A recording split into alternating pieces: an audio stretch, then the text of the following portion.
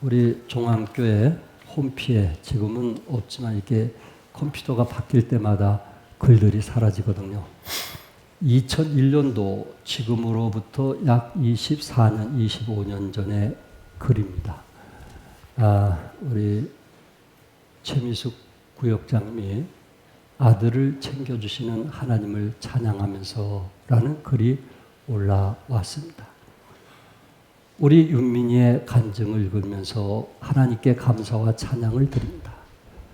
아직 청소년기의 유학생활을 그런대로 잘 해주는 것이 늘 고마워서 엄마가 첫 번째로 바라는 믿음의 생활을 강하게 부탁하고 싶었지만 교회 잘 가라는 말로 아들에게 더 이상의 말을 못했었는데 오늘 아들의 간증을 읽어보니 많은 성숙함과 특히 할머니의 감사와 하나님의 은혜를 간증으로 듣게 되니 지난날 하나님께 간구한 것이 열매 맺어짐을 감사를 드립니다. 대신방을 맞이하여 준비된 속에서 맞이하는 여성계 회원에게 기쁨과 감사를 드립니다. 우리가 생활 속에서 하나님을 더욱더 높여야 되는데 어느새 분주함 속에서 형식일 때가 너무나 많았는데 신방 예배 드릴 때 말씀 속에서 제가 큰 은혜를 깨닫고 제 영혼이 새로워짐을 감사드립니다.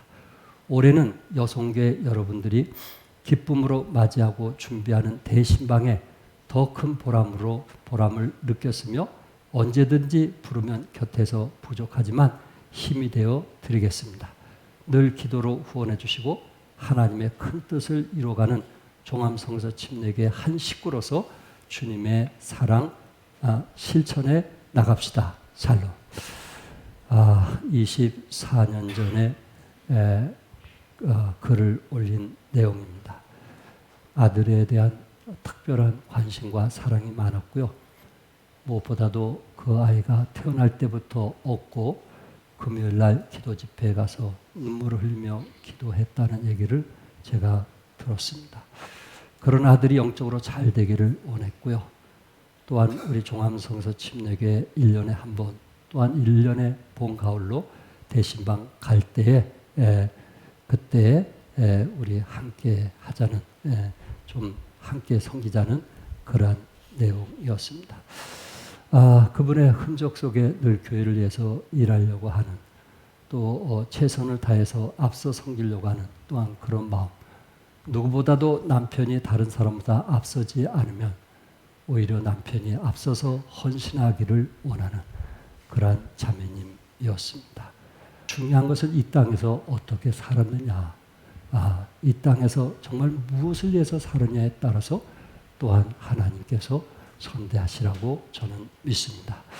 오늘 본문의 큰 대지는 우리를 이루하시는 예수님에 대해서 여러분들에게 몇 주 동안 좀 말씀을 전하면서 저도 정리할까 합니다.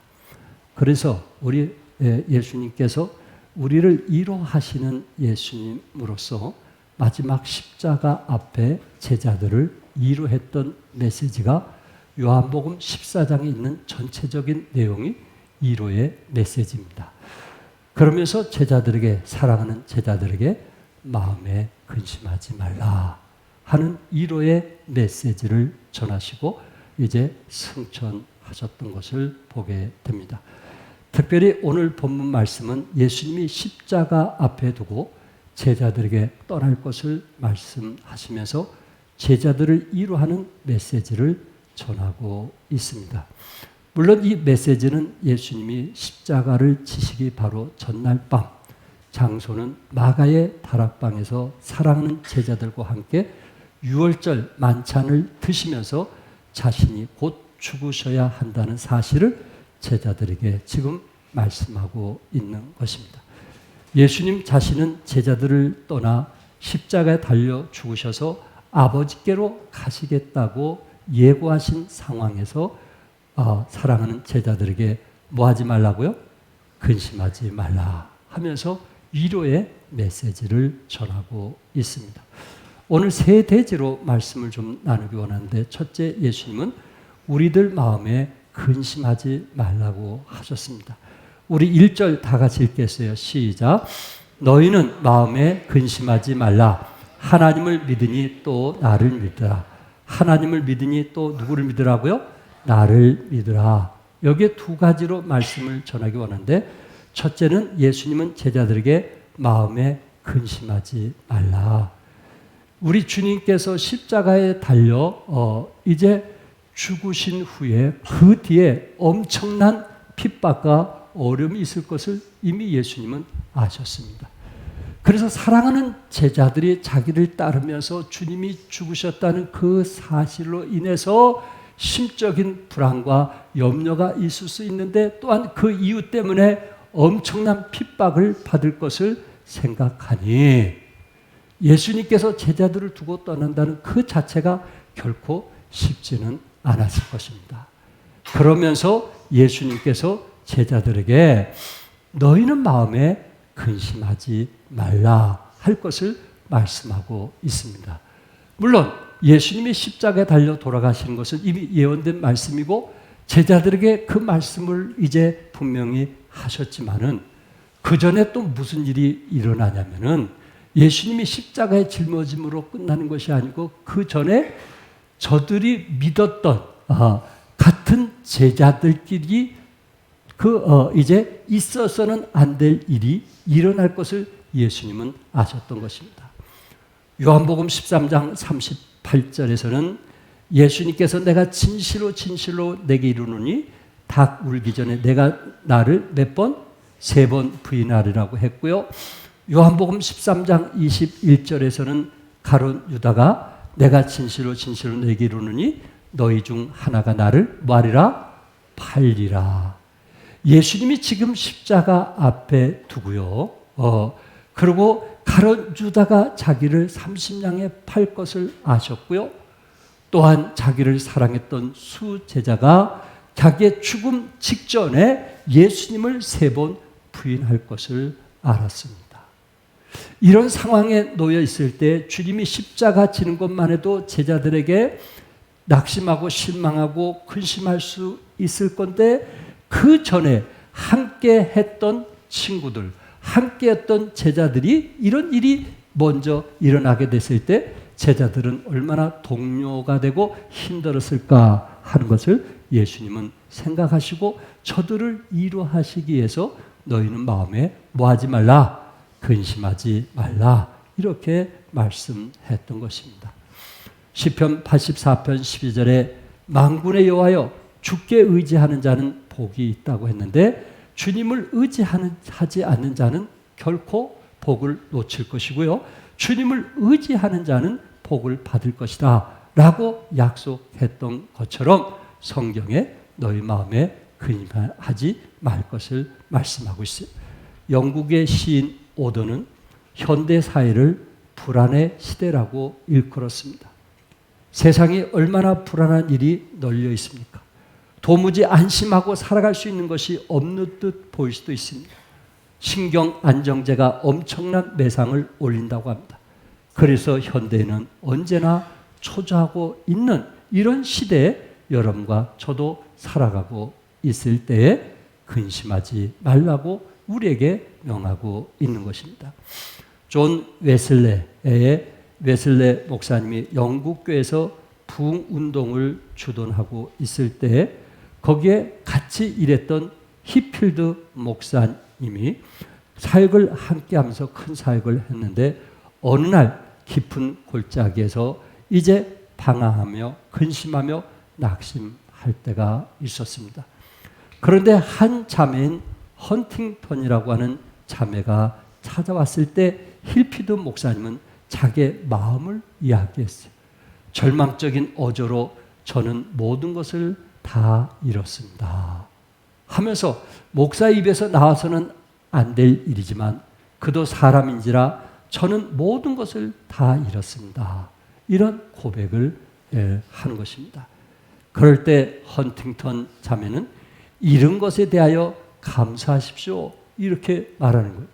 아니, 얻은 것도 아니고 잃은 것에 대해서 감사하라니 그 말이 무슨 말입니까? 라고 물으니까 우리 예수님은 이 땅에 오실 때 잃은 자를 구원하기 위해서 오셨습니다. 가진 자를 구원하기 위해서 오신 것이 아니고 잃어버린 자를 구원하기 위해서 오셨습니다. 그러니 목사님이 뭔가 잃었다고 생각하면 그때 주님을 찾을 때고 주님께 가까이 할 때입니다. 이렇게 말하는 것입니다. 잃은 것 때문에 혹시 우리 가운데 근심과 낙심과 실망 가운데 이 자리에 앉아 있다면 여러분 그 잃어버린 것 때문에 주님을 찾아야 되는 것입니다. 잃어버린 것 때문에 주님을 의지하는 것입니다. 그럴 때 우리 주님은 너희 마음을 뭐하지 말라? 근심하지 말라. 이렇게 명하고 있습니다. 작은 두 번째 하나님을 믿으니 또 나를 믿으라고 1절에 말씀하면서 여기 믿다라는 동사가 두 번 사용되었습니다. 전자 앞에 사용되는 하나님을 믿으니 라는 단어, 이 동사는 사실 역사적 사실을 말하고 있습니다. 여러분들이 아신 대로 유대인은요, 아브라함의 하나님, 이삭의 하나님, 야곱의 하나님을 믿었던 사람이거든요. 또한 여기 예수님의 그 12 제자라 할지라도 12 제자들의 부모님들은요, 누구를 믿었어요? 구약시대부터 하나님을 믿었어요. 예. 하나님의 능력을 믿었단 말이에요. 그래서 예수님께서 뭐라고 말씀하셨어요? 하나님을 너희들이 믿었으니 너희 부모들이 믿은 것처럼 또 나를 믿으라. 그럴 때 근심과 염려와 실망으로부터 낙심으로부터 자유함을 얻을 수 있다. 이렇게 주님께서 1호의 메시지를 전하는 것입니다. 여러분, 하나님을 믿으니 구약시대 하나님은 어떤 하나님이었습니까? 이스라엘 백성들을 모세를 통해서 애굽에서 가나안 땅으로 인도하신 하나님, 40년 동안 먹을 것과 입을 것을 주신 하나님, 40년 동안 구름기둥과 불기둥으로 인도하신 하나님, 또한 홍해바다와 요단강을 건너게 하신 하나님, 또한 우리 하나님은 어떤 하나님이었어요? 앞서 행하시는 하나님. 실제적으로 살아계신 하나님이 하나님을 너희 부모들이 믿었던 것처럼 너희 제자들도 나를 믿으라. 지금 그렇게 말씀하고 있는 것입니다. 구약시대 하나님은 이사야 41장 10절에 두려워하지 말라. 내가 너와 함께함이라. 놀라지 말라. 나는 내 하나님이 됨이라. 내가 너를 굳세게 하리라. 참으로 너를 도와주리라. 참으로 나의 오른손은 너를 붙들리라고 하신 그 하나님을 너희 조상들이 믿은 것처럼 생사복을 주관하시고 역사하시는 나를 믿으라. 내가 곧 창조자 하나님이니 너희들이 구약시대 하나님을 믿은 것처럼 나를 믿으라. 그 말씀을 했던 것입니다. 여기에 예수님께서 나를 믿으라 하는 그 믿다라는 동사는 현재형으로 사용하셨습니다. 이 말은 제자들이 예수님을 통해서 구원받고 주님의 부르심에 헌신하였으니 구원받은 하나님의 자녀로 머물지 말고 그보다 더 나은 성장하는 또한 거룩해지려고 애쓰는 그러한 삶을 살 것을 말씀하고 있어요. 그런 믿음을 가져라. 그런 믿음을 가져라. 어떤 어려움이 있다 할지라도 혹시 어제 근심되고 또한 실망된 어려움이 있다 할지라도 현재형인 나를 믿으라고 했고요. 또 오늘 교회 오셔서도 혹시 근심과 염려 때문에 메시지가 여러분 귀에 전해지지 않는다 할지라도 우리 주님은 나를 뭐하라? 믿으라. 주님을 믿게 될 때 우리는 근심과 염려로부터 자유함을 얻을 수 있으니 나를 믿으라. 내가 너를 구원한 자요 하나님의 자녀로 인친 자라고 생각한다면, 내가 너의 미래에 대해서 책임지는 자라고 생각한다면 더 이상 근심하지 말고 나를 믿으라. 이렇게 주님께서 현재형으로 사용했단 말이에요. 어제도 근심하지 말고 오늘도 근심하지 말고 또 언제도 근심하지 말고 내일도 근심하지 말고 나를 믿으라. 그럼 너희들이 어떤 근심과 염려와 낙심으로부터 자유함을 얻고 평안을 얻을 것이다 하는 것을 주님께서 말씀하고 있는 것입니다. 예수님은 고난당하시고 죽으시고 부활하시고 승천하신 후 성령님을 보내주셔서 우리와 함께 하시겠다고 약속하셨습니다. 여러분이 잘 아시는 말씀처럼 요한복음 14장에 보혜사 곧 아버지께서 내 이름으로 보내실 성령, 그가 너에게 모든 것을 가르치고 내가 너에게 말한 모든 것을 생각나게 하리라. 평안을 너에게 끼치노니 곧 나의 평안을 너에게 주리라. 내가 너에게 주는 것은 세상이 주는 것 같지 아니하리라. 너희는 마음에 근심하지도 말고 뭐하지도 말라고요? 두려워하지도 말라. 왜요? 우리 주님께서 부활하고 승천하셔서 40일 후에 그리고 오순절 후에 여러분과 저에게 뭘 보내주셨어요? 오순절 후에 성령님을 보내주셨어요. 그 성령님이 여러분과 저의 마음에 들어오셔서 우리 마음을 뭐하게 하시냐면 평안하게 하신다고 했어요. 그러니 너희는 마음에 뭐하지 말라? 근심하지 말 것을 말씀하고 있어요. 사랑하는 성도 여러분, 우리 예수님께서 죽음 앞에 두고 제자들이 근심하고 염려할 것을 기억하고, 또한 베드로가 부인하며 또한 가룟 유다가 예수님을 팔 것을 알았을 때 제자들이 동요되고, 또한 그 후에 핍박에 대한 근심과 두려움이 있을 것을 아시고 내니 두려워하지 말라. 하나님을 믿으니 나를 믿으라. 이렇게 말씀하셨던 것입니다. 두 번째, 예수님은 우리의 처소를 예비하러 가신다고 약속하셨어요. 2절 같이 한번 읽어볼까요? 시작. 내 아버지 집에 거할 것이 많도다. 그렇지 않으면 너에게 일렀으리라. 내가 너희를 위하여 처소를 예비하러 가노니. 내 아버지 집에 뭐 할 것이 많다고 했어요? 거할 것이 많다고 했어요. 우리 예수님께서 제자들에게 근심하지 말라. 예수님은 제자들을 지금 위로하시면서 두 번째 예수님께서 뭘 말씀하고자 하냐면은 내 아버지 집에는 거할 곳이 많다. 내가 그 처소를 예비하기 위해서 가노라고 했습니다. 오늘 본문에서 내 아버지 집은 어디를 말하고 있는 거예요? 내 아버지 집. 어디를 두고 말하는 거예요? 어디요? 히브리서 11장 16절에서는요.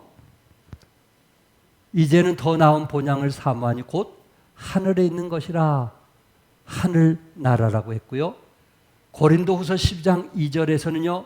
그는 14년 전에 셋째 하늘에 이끌려 간 자라. 사도 바울이 14년 전에 셋째 하늘에 이끌어 갔는데 그 셋째 하늘이 내 아버지의 집이라는 거예요. 첫째 하늘은 대기권이 있는 곳이고 둘째 하늘은 우주라면은 셋째 하늘은 천국을 말하는 것입니다. 예수님도 이 땅에서 모든 사역을 마치신 후에 하늘로 올라가셨습니다. 요한계시록 31장 2절에 보니까 또 내가 보매 거룩한 성 새 예루살렘이 하나님으로부터 하늘에서 내려오니 그 준비한 것이 신부와 남편을 위해 단정한 것 같더라. 뭐가 하늘에서 내려온다 그랬어요? 새 예루살렘이 하늘부터 내려온다 그랬어요. 그러니까 내 아버지 집은 하나님이 고신 새 예루살렘을 말씀하고 있는 것입니다.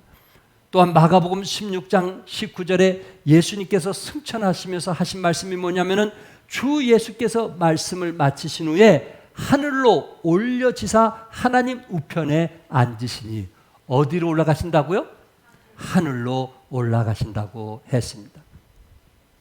내 아버지 집은 하늘나라요, 셋째 하늘이요, 새 예루살렘이라고 말씀드릴 수 있어요. 그래서 천국은 다른 말로 낙원이라고도 불리게 됩니다. 얼마나 아름다우면 낙원이라고 했을까요? 오늘 본문에서 천국을 가리켜 내 아버지 집이라고 이제 말씀하셨고, 또한 그곳에는 뭐 할 곳이 많다고요? 거할 곳이 많다고 그랬어요.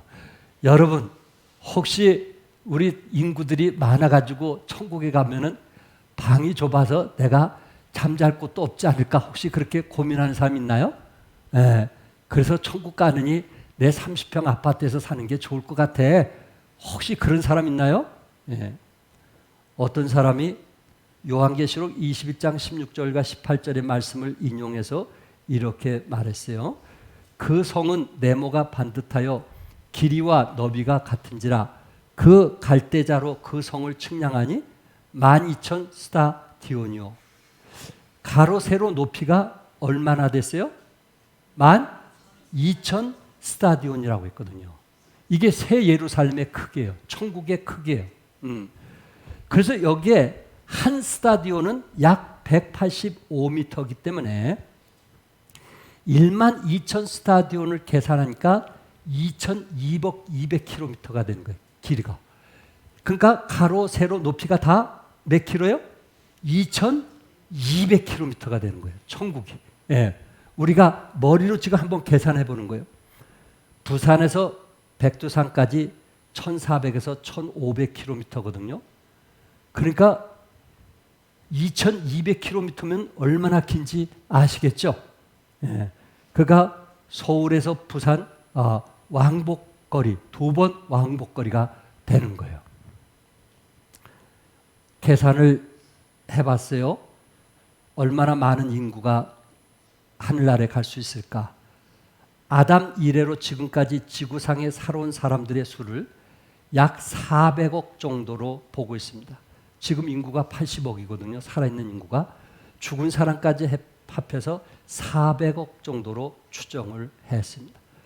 그리고 예수님이 다시 오실 때까지 이 지구상에 살게 되는 사람들의 수는 확실히 주님이 언제 오실지 모르지만 이분의 머리로 계산해 보니까 1,000억으로 계산을 한 거예요. 1,000억 정도 될 것이다.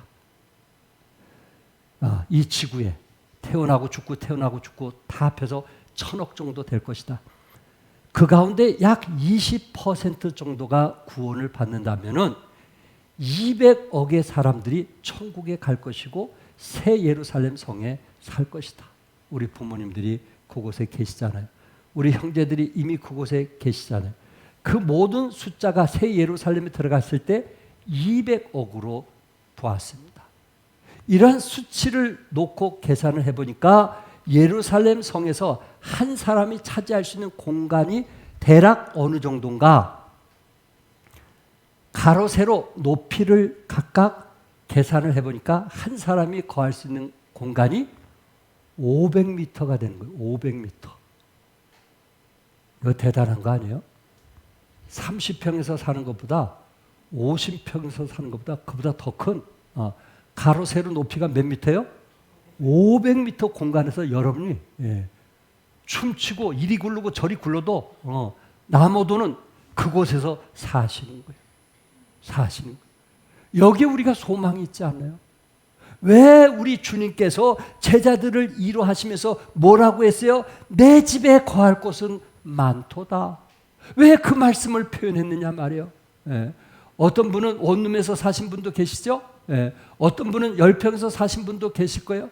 그러나 하늘의 소망을 두고 살아가신 분들은 앞으로 여러분들이 그 거할 집 금과 은으로 장식되어 있는 그 아름다운 집에서 거할 것을 한번 생각해 보란 말이에요. 우리에게 소망이 있지 않나요? 2절에 내 아버지 집에 거할 것이 뭐하도다? 많도다. 그렇지 않으면 너에게 일렀을 때, 여기에 그렇지 않으면 너에게 일렀을 때 천국이 존재하지도 않고 환상에 불과하다면, 터무니없는 공상이라면은 사랑하는 제자들 너희들에게 내가 거짓말하는 거야. 그 정도는 내가 말하지 않겠느냐. 그렇지 않으면 너에게 내가 말하지 않겠느냐. 그러나 내가 너희를 위하여 뭘 예배하러 가노니? 처소를 예배하러 가노니. 이렇게 말씀했어요. 처소를 예배하러 간다. 영국의 스펄전 목사님, 우리나라 조영기 목사님처럼 영국에서 최고의 부흥사이기도 하거든요. 그분이 요한계시록의 천국에 대해서 자세히 기록되지 않는 이유가 뭐냐? 그것은 서프라이즈 킹덤을 보여주기 위한 것이다. 천국, 그것을 여러분과 제가 천국 갔을 때 서프라이즈 보여주기 위한 것이다. 그렇게 표현을 했어요. 아들에게 동영상이 왔어요. 그러면서 두 손녀가 아버지에게 했던 그 행위에 대해서 너무나 행복하게 생각을 해가지고 동영상을 봤어요. 그 동영상을 보니까 아들이 퇴근할 때 집에 문을 열고 딱 들어오니까 불이 밤에 꺼져 있는 거예요. 그러더니 갑자기 케이크 딱 나오더니 촛불이 켜지더니 그리고 그 터트린 거 뭐예요? 하여튼 뭐 이것저것 막 터트리고 풍선을 막 그냥 불어가지고 그냥 복도에 가득 차게 만들었다. 그 순간 자기도 생각지 않는 서프라이즈, 너무나 놀라가지고 그 순간 너무 행복했다는 거예요. 그동안 힘들고 지쳐있고 그것이 자녀들이 보여준 서프라이즈 때문에 아주 너무 행복했어요. 그렇게 동영상이 왔어요. 그게 서프라이즈. 미국에는 그런 것을 아주 종종 잘해. 상대방을 아주 놀라게 하는 일을 한단 말이에요. 이처럼 우리 천국은 킹덤은 서프라이즈 킹덤이 아니겠느냐. 여러분과 제가 상상할 수 없는, 오직 하면 제가 설교할 때, 특별히 장례식 설교할 때 여러분 천국에 가면 뭐 할까 그랬어요? 기절할 거를 졸도한다 그랬어요. 왜냐하면 이건 내 생각보다 너무나 엄청난 일이니까. 우리 머리로 생각하는 그 이상의 아름답고 너무나 멋있기 때문에 그렇습니다. 예수님께서 바로 우리에게 그것을 보여주게 해서 여기 뭐라 했어요? 거할 곳이 많도다. 이렇게 말씀했던 것입니다. 우리 주님은 불안하고 염려하고 있는 제자들에게 근심하지 말라고, 내가 너희를 위해서 거할 곳이 많은 처소를 예배하기 위해서 지금 가노라, 이렇게 하면서 위로해 주고 있습니다. 이게 우리에게 위로가 되지 않나요? 세 번째, 예수님은 내가 가는 곳을 너희도 알 것이라고 4절에 말씀했어요. 내가 어디로 가는지 그 길을 너희가 뭐 하느니라? 아느니라. 예수님은 이미 제자들이 듣는 데서 자신이 하나님 아버지께로 돌아갈 것을 말씀하셨어요.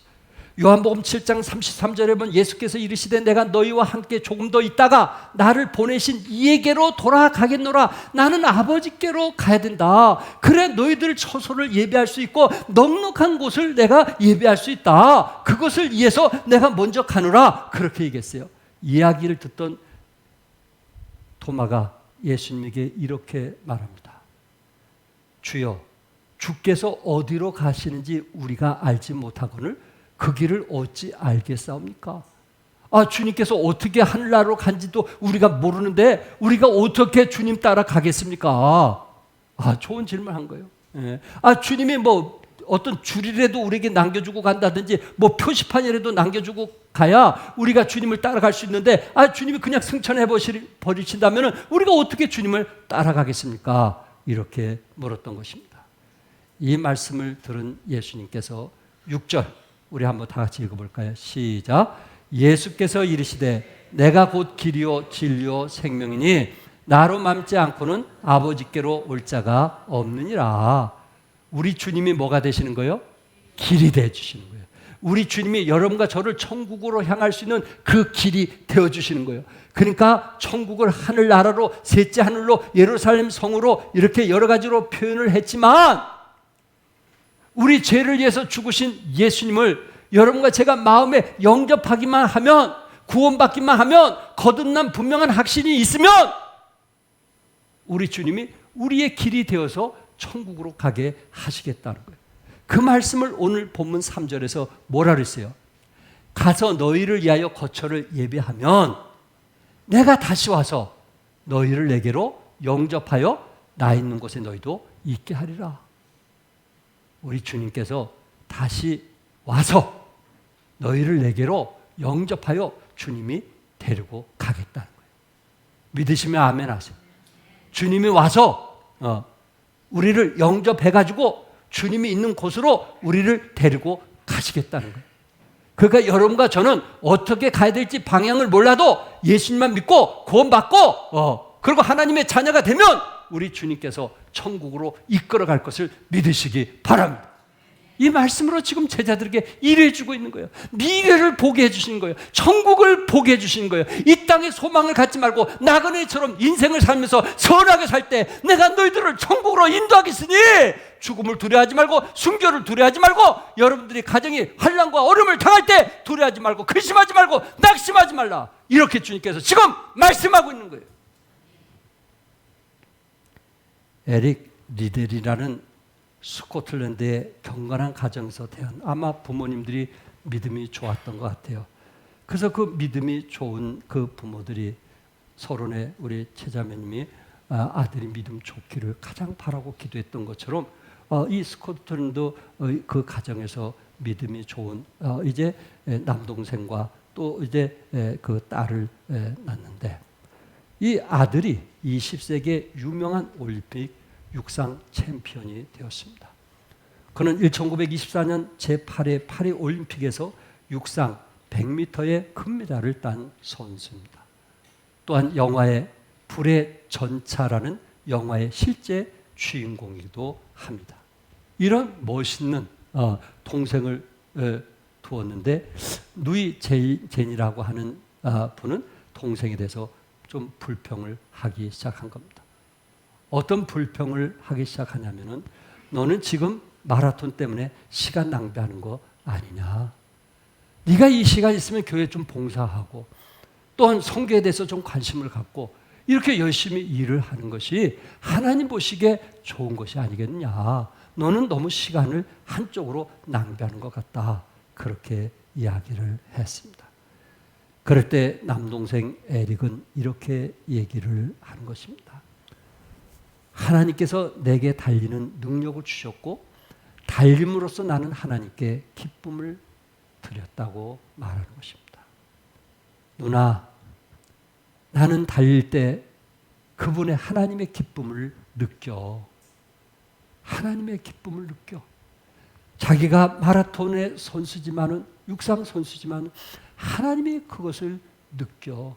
이렇게 이야기를 했던 것입니다. 그 후 2차 대전 중 에릭은 중국 북부 수용소에 갇히게 되었습니다. 에릭과 함께 있던 포로들이 그 에릭의 신앙생활을 보면서 감탄한 내용입니다. 이른 새벽에 일어나면 땅콩 기름으로 불을 피워 빗줄기 창밖으로 새나가지 않도록 담요로 창문을 가리고 매일 기도와 묵상의 시간을 잃지 않았다고 합니다. 땅콩 기름, 우리나라로 말하면 호롱불을 켜가지고 밖에 그 불빛이 나가지 않게 해서 이제 담요로 창문을 가리고 매일 아침 일찍이 경건의 시간을 가졌다라는 말입니다. 적어도 에릭 리델은 누나가 걱정할 만큼 그런 영적으로 연약한 사람이 아니라는 거예요. 그는 오히려 포로 수용소에서 자신을 거룩하게 하는 것을 알았다는 거예요. 포로 수용소에서 나약한 믿음보다는 자신이 어떻게 하면 영적으로 더 거룩해지고 그리스도의 형상을 닮아가고 그리고 미래에 주님 만날 것을 기대하면서 어떻게 사는 법을 알았기 때문에 그것에 1차적으로 시간을 투자하는 그런 아름다운 이야기입니다. 여러분 어떻습니까? 우리가 미래가 천국이라면 우리는 지금 어떻게 살아야 하느냐 하는 것을 제가 말씀을 드리고 싶습니다. 왜 근심하십니까? 왜 염려하십니까? 왜 불안하십니까? 이런 하나님을 믿으면 우리 마음에 평안이 있으리라고 믿습니다. 저는 여러분들도 그런 분들이 계셨겠지만은 최미숙 구역장과 오랫동안 카톡으로 많은 대화를 주고 받았습니다. 또한 아들을 이룬 후에는 의도적으로 더 많은 글을 제가 많이 썼습니다. 24년 11월 28일은 항암치료 5차를 잘 받았다고 하면서 너무 기뻐하는 모습을 보았고요. 12월 31일은 이제 많이 좋아졌다. 그런 글을 저에게 써주셨고요. 그런데 25년 3월 6일에는 연명 치료를 포기했습니다. 라는 이야기를 해 오셨습니다. 그러면서 목사님, 제가 기가 울려서 목사님하고 통화하고 싶지만은 전화 통화를 할 수가 없어요. 근데 최근에 3일 전에 긴 문장이 아니고 짧은 문장은 이제 귀에 조금씩 들려요. 지금은 힘들어서 밥을 먹어야 하는데 이렇게 앉아 있어요. 지금은 목사님 힘이 들어요. 기도해 주셔서 감사합니다. 이런 글이 오기도 했습니다. 눈이 좀 어두우셔서 이 카톡을 보낸다는 게 쉽지 않다는 것은 저는 알고 있는데 최선을 다해서 글을 보내주신 것입니다. 그러면서 연명치료를 포기했다는 그 대화 속에 이런 글이 왔습니다. 목사님이와 우리 믿음의 식구들 더 사랑하지 못한 마음에 미안하고 아쉬운 마음입니다. 윤민이가 옷만 있는 곳에 자기도 가겠다고 하더니 먼저 갔습니다. 양가 부모님과 형제 자매들 또 교회 믿음의 식구들이 먼저 가 있기에 천국에 먼저 가 있기에 제 마음이 평안합니다. 이거는 죽음을 내다보지 않고는 이런 글을 쓸 수가 없거든요. 이 글을 보면서 참 그날 밤 제가 잘 수가 없었어요. 물론 최근에도 제가 제대로 잠을 못 잤거든요. 믿음의 식구들이 먼저 가 있어 마음이 평안합니다. 저희 부부의 부족함을 그리스도의 사랑으로 용서해 주시고 더 많이 섬겨야 하는데 부족했던 부분들 많이 아쉽고 죄송합니다. 라는 글을 제가 받았습니다. 저는 이 글 속에 사랑하는 구역장님이 천국의 소망을 가지고 사는 것을 보았고 천국을 향해서 준비하는 모습을 저는 보았습니다. 어떤 사람이 가장 지혜로운 사람입니까? 우리 주님은 사랑하는 제자들에게 2000년 전에 천국을 위해서 예배하러 가신다고 말씀했고 하나님을 믿으니 누구를 믿으라? 하나님 믿으니 누구를 믿으라? 나를 믿으라. 그러면 근심으로부터 자유함을 얻을 것을 위로의 메시지를 전했습니다. 제가 1절 부르고 2절은 우리 성도님과 함께 부르도록 하겠습니다.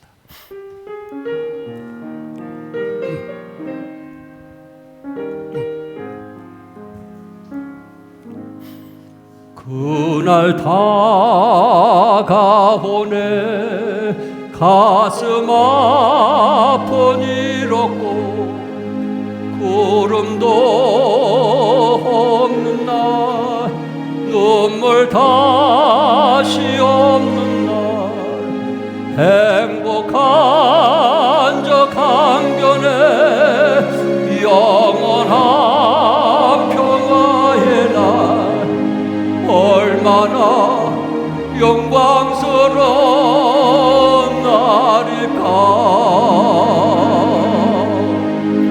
얼마나 기쁠까 구주 예수 만날 때 은혜로 날 구원한 주의 얼굴 만나보리 그때 주의 손잡고 약속한 땅에 이르리 얼마나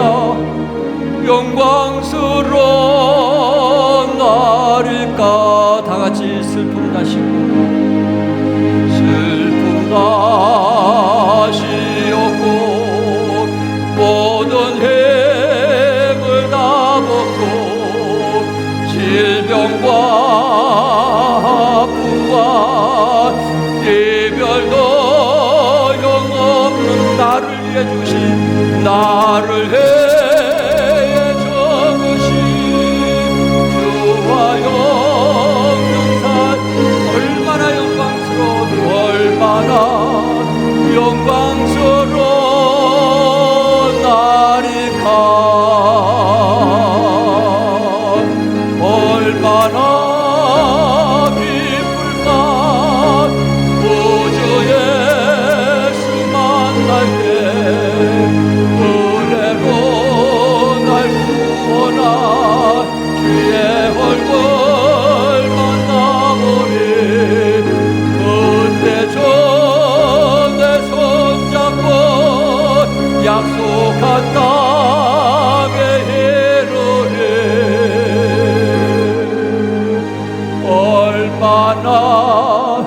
영광스러운 날이가. 기도하겠습니다.